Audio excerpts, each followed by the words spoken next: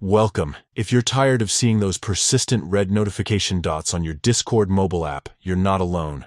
Today, you'll learn how to mark all messages as read on Discord mobile, so you can keep your servers organized and notification-free. Let's get started with the first step.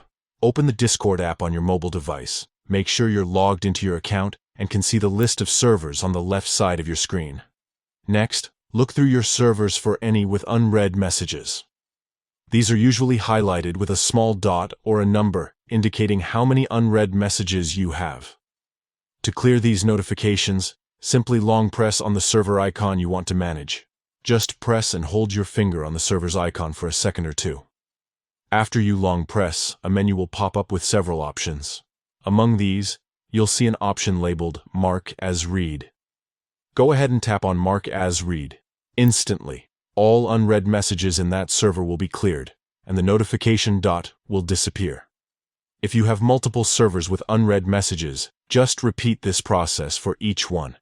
Unfortunately, as of now, Discord Mobile doesn't offer a single button to mark every server as read at once, but this method lets you clear them one by one quickly and easily, and that's it.